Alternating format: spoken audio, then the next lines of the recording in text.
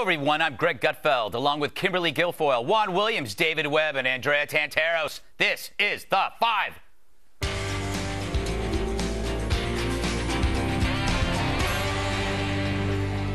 Stop it. Here's both sides of the Ferguson debate in 90 seconds. It's open season on black youths by cops. Actually, no, it's open season on black youths by black youths. It's the cops trying to stop it. Well, a black youth didn't shoot that teen. A cop did. Well, the cop felt threatened. The teen was aggressive and high. Well, you don't kill a kid because he's high. Well, he was also violent and he attacked the cop. Whatever, you're just going to side with Whitey because the justice system is rigged in this racist society. But you say that about everything. What if it were a black cop? Well, find me a black cop in Ferguson. Well, whose fault is that? The police or a culture that advocates hating cops? Well, you try being black in a white cop world. Well, then why not become a cop and change things? Well, why would we want to be part of a corrupt system that's stacked against blacks? Well, that's a circular argument. You don't want to change a corrupt system because the system is corrupt. Not being a cop is your cop-out. Anyway, can we agree on one thing? Sure. That Darlene Cunha is a big moron? Well, who's that? In Time magazine, she defends rioting as part of the American experience, necessary for the evolution of society. Lucky for her, as a hack for this irrelevant rag, her office was never in danger of being torched by those she defends. Wow, you're right, she is a moron. Well, at least we can agree on one thing. Thanks, Darlena. Your stupidity is so vast, it could unite all of America. All right, I'll go to you, David, because you got back from Ferguson. What do you make of somebody? I mean, I feel like if this woman had owned a beauty shop, she might have felt differently about the joyousness of rioting. Yeah, she might have felt a lot different. By the way, they got all the beauty shops, so no more weaves in Ferguson. But all seriousness included, what you've got down there are businesses that are destroyed. And here's my first opening salvo for tonight. Unemployment in Ferguson just went up. 5% in 2007, localized about 15%. Well, now they don't have a business to go to work. They don't have a business that's going to open. And when is that business going to reopen? That's the tragedy of these rioters, most of them from Ferguson and surrounding areas. Last time, they were mostly from outside. They were outside agitators. Yeah, they were there, but 60-something arrests, most of them from that area. They're destroying their own neighborhood. And that is one of the stupidest things that I have ever seen. But when I stood there and I watched, from the gunshots to the tear gas, the bottles flying overhead, everything happening around me, they went down South Florissant and started tearing into stores just because their windows weren't boarded up. I mean, and they literally just walked around me. At that point, they were intent on the store windows, the goods inside, because, you know, a rim from AutoZone, you're not going to be able to sell that to someone who can't get an auto store open. Yeah. These are criminals. They should all have been taken down and taken down hard. Well, Juan, there's the argument behind this piece in Time was that peaceful protesting is a luxury. For people who don't have a voice, they have to riot. You know, you know, if I hadn't done so much history on the civil rights movement, I wouldn't laugh, Gregory, but this is ridiculous. That is a stupid piece. And let me tell you why it's stupid. I read it with all seriousness, ready to, you know, absorb the argument. The heart of the argument is this. The Boston Tea Party was a riot. Yeah. Oh, gee whiz. Oh, let me get this straight. So, in other words, when you go and destroy the government's property belonging to the king of a distant place who's trying to control you and say this is an act of rebellion against the state, that's the equivalent then of burning your own neighborhood? Yeah. How stupid is that? That's why I used the word stupid. And I'm not one to use that kind of language. I know. But I think this is stupid, Gregory. You know what? I do want to see a riot, but in the opposite, not really a riot. I want to see the other 20,000 residents of Ferguson stand up and tell these thugs, and that's what they are, these thugs, these criminals, they're their neighbors. A lot of them are your cousins, your sons, your daughters. They know, somebody knows who these people are who broke into these stores. They're intimidated. I mean, if you talk to Adam Housley, our correspondent who's on the ground, he's talked to a lot of folks from Ferguson, and they don't want these riots. White, black, African Americans who come up and say, look, this is our community, these are our businesses. Yes. And they say, we see them bussing in these professional protesters, the unions are bussing in people. They don't want any of it, but I think they're too intimidated to stand up to the rioters because of the violence. Maybe they ought to listen to this one woman I spoke to. She had to be about 90 years old. 90-year-old black woman. She and her son were walking out to the car, barely walking. She didn't want to talk. Finally, I asked her, and I guess my smile got her or something. She looked and she said, you know what? You want to come break things in my neighborhood? Then I should be able to follow you home and break yours. Maybe the advice of the elderly in this neighborhood is that they won't put up with this anymore. They want them gone. The businesses, by the way, they want everybody gone, a lot of them. Well, the problem is they lose so much credibility in their argument because they complain about the community, that they're unfairly treated, yet they are the ones that are tearing the community down, one store at a time, stealing the goods, breaking windows, vandalizing. I hope they're happy because they destroyed Ferguson. Forever Ferguson is going to be remembered this way by people who just have no interest in trying to be part of the solution. They revel in being the problem. Well, you know what strikes me is in the argument in this timepiece, the argument is, oh, it's bourgeois to actually engage the political process. But if you look back at the civil rights movement, at the heyday of the movement, when segregation was the law, and it was, they're fighting much greater odds than in Ferguson. Okay. Right. And what did they do? They engaged the process. They appealed to people's humanity, to our common Christianity for much of the country at the time. They appealed to the idea that we are all Americans, that we are patriots, and that we believe in the Founding Fathers' creed of all men being created equal. That's how you start to change minds, open hearts, open eyes.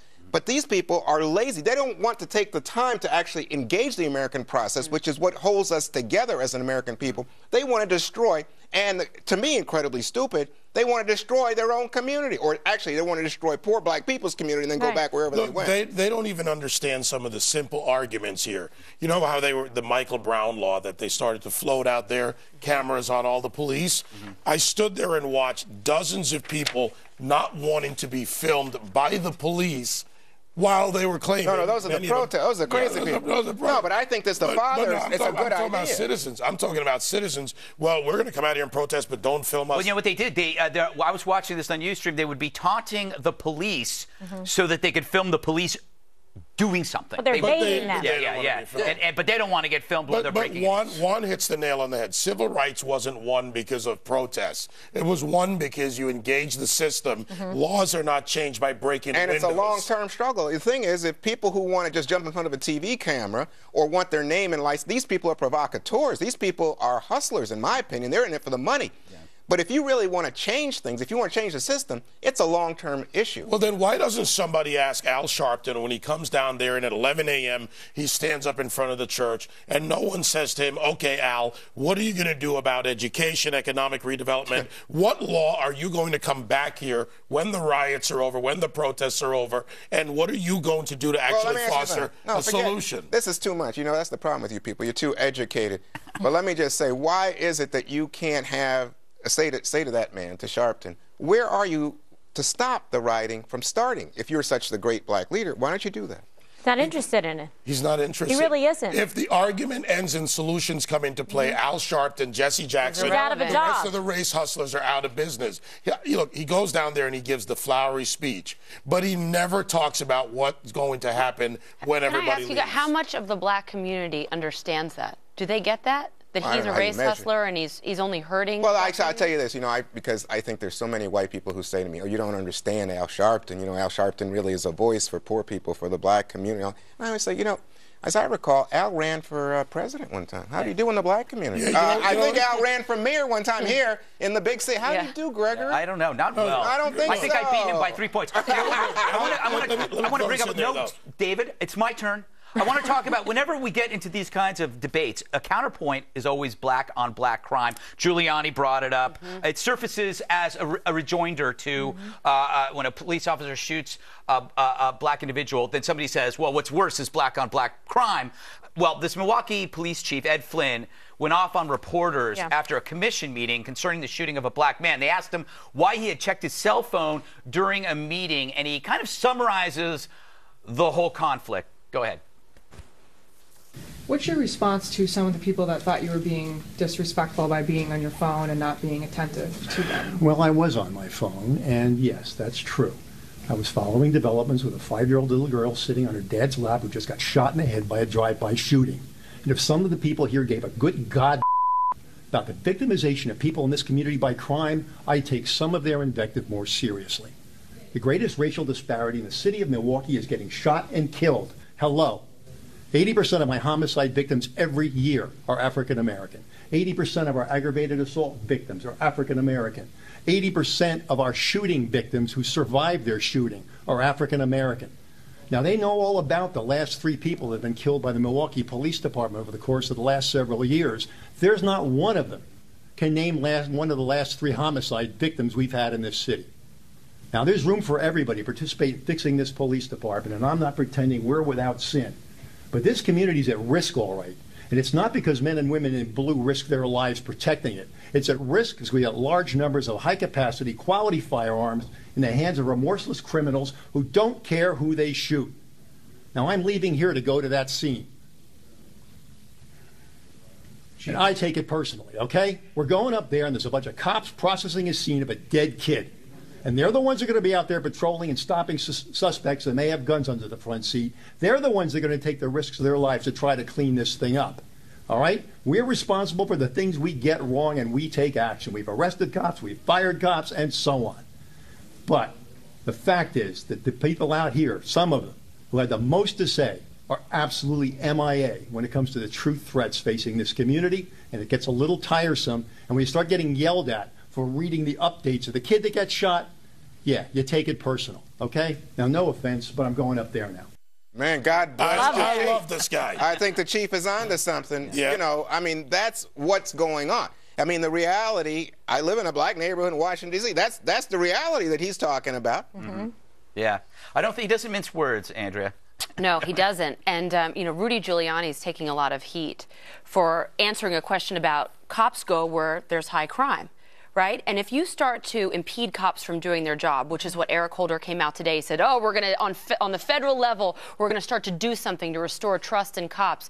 If you do what they're doing in New York, or they do it, or if they start to do at the DOJ, what I think they're going to do, then you're stopping cops from going into those high crime areas and actually keeping kids and people safe. And who does that disproportionately hurt? Mm-hmm. It hurts the black community. I mean, don't believe me. Look at the Washington Post. In victims and offenders, blacks are disproportionately represented when it comes to crime. So Rudy's point was well and right on point. But, you know, and his point was, look, Michael Brown was hurting the quality of life because he was in the middle of the street. He was impeding the police from doing their job. He came up, he asked him a question. The progressives do not want cops to be able to ask people questions. They would rather have you, if you see someone doing something dangerous, have the cop just go away. And cops now, they're just going to stop doing their job. That's not true. I don't want cops to. I think cops belong in the community, policing the community, protecting people of any color who deserve protection. But the problem is, and this goes back to what Greg was saying, you know,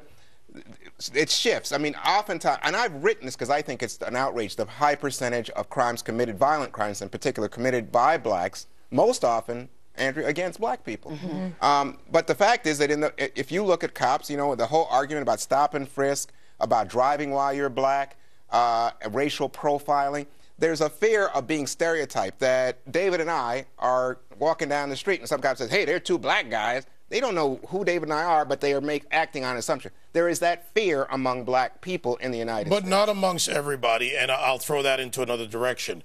Crime is communal. And Kimberly, you noticed this as a prosecutor. Mm-hmm. So in a majority white area, even if it's a poor area or sub-economic level, you're going to get crime white on white, black on black. It is communal. So if you don't deal with the issue from that point of view as a crime, you never get to the real issue of this argument. It's not one-to-one white on black versus black on black. Yeah, but the thing is, and having worked as a prosecutor in Los Angeles and dealt with all the communities in really impoverished neighborhoods and communities that were struggling because of gang violence, I cannot tell you how appreciative the people in those communities are that there's the police department there to keep them safe at night, to keep the streets safe for their children to go to school in the morning.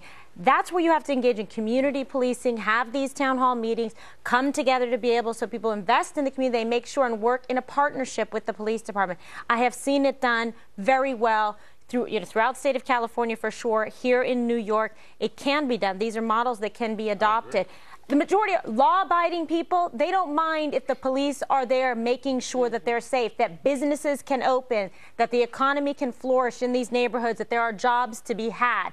That is part of the partnership of building here. And when you have people that are so filled with rage and vitriol, they don't want to hear anything about the solutions. And they'll use a situation like this and the death of a young man, regardless of the facts, they're deaf to it just because they want to push their cause or get money for their organization like Al Sharpton. So shame on him, because he shouldn't sleep at night with what he is partly responsible for what's happened in Ferguson. In this very town. Yeah, and but I want to say, Brown. Yeah. But I just want to say, first of all, I thought what you said was just beautiful. I couldn't agree more. I will say I'm disappointed in the Ferguson police because they didn't build that trust relationship, and I think that after the shooting, they made things worse by leaving the body in the street, by not speaking to people about what had happened, not making it clear, as Officer Wilson has in his interviews and in the... Yeah, now they've learned from it. Now he said something. But leaving the body in the street, you're right on that one. Yeah, I mean, but they could have said something right at the top if they knew this, but they didn't. They could have informed the people, but the body was also there because there was an investigation. It's an ongoing... It's uncovered, David. They could have covered it. They could have talked to the citizens. Well, they should have hurried up, processed the scene, took the photographs to make sure so there would be no question and go. But you can't until an officer-involved shooting team comes out to process the scene. You can't do that. I know because I was on that. We've got to take a break, you guys. Coming up, did Darren Wilson have no choice in his actions? He had grabbed my gun and he had charged me and he was going to kill me. So you killed him first? Yes. I don't believe a word of it. He didn't do what he had to do. He did what he wanted to do. More reaction from Brown's parents to the first TV interview of the man who killed their son next.